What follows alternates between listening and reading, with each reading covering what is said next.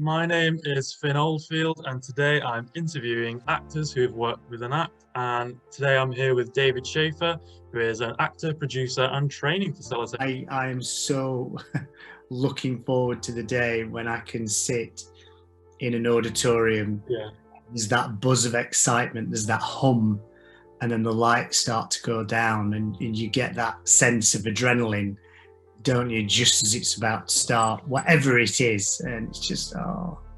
I miss going to get ice cream in the break. You can go to your freezer to get ice cream, but it's not quite got the same excitement.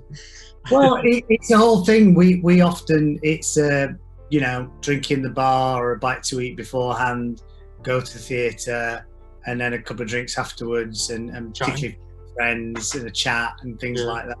And it's always nice if you know someone who's in a show as well. That's always nice, and you can meet them.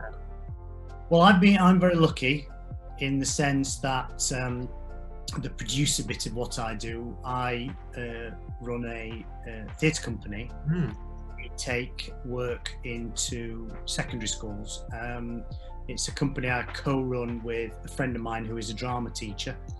And last year, we should have created a new piece of work and taken it for a 2-week pilot tour around Scottish schools. But unfortunately, obviously, that got cancelled. However, our funder, which is a drug education charity, said, would you be prepared to film it? So, to very long story short, what we did is last August, the play that we were going to make last May, which is a play by a writer called Mark Wheeler. So we were very fortunate. We had 2 weeks at the end of August last year, all under COVID guidelines. And we created the work and then spent 3 days in a studio in Hull and filmed it. And that is now being sold to schools as a streamed link, and the feedback that we've had today has been fantastic. Trying to stay strong is hard. I think it's important, so not only to be not too hard on yourself, but to reach out, ask for help, ask for support.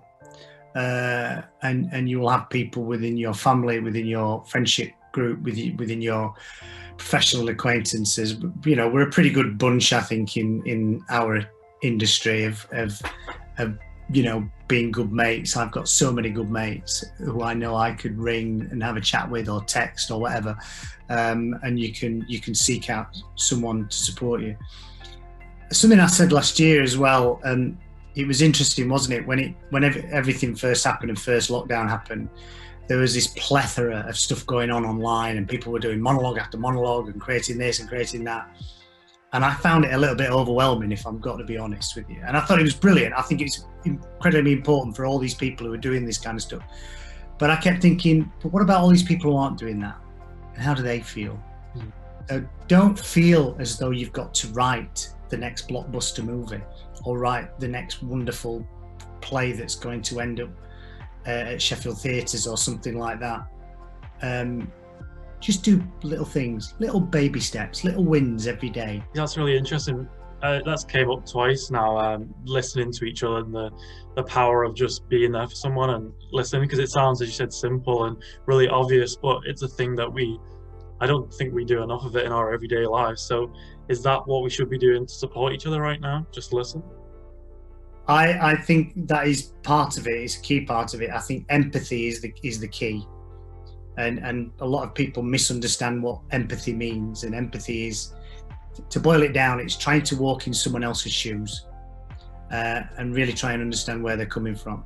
One of the things we've really appreciated the last 12 months is our garden and the trees, and when the flowers come and the seasonal changes. And it's really lovely. You lie in bed late at night or very first thing in the morning, and we have a pair of owls just at the top of our garden, and they nearly every day, either very late at night or very first thing in the morning, you can just lie in bed and hear the owls, and it makes you smile. And it really makes you appreciate it. And I've had a few early morning drives to work where you've seen owls swooping along the hedgerows because they're out at dawn, you know, dusk and dawn, and they're hunting, and you just smell the air, appreciate the green of the trees and the rustle of the wind in the trees. Yeah, that's a good thing, is maybe we could just reconnect a bit to nature a bit more.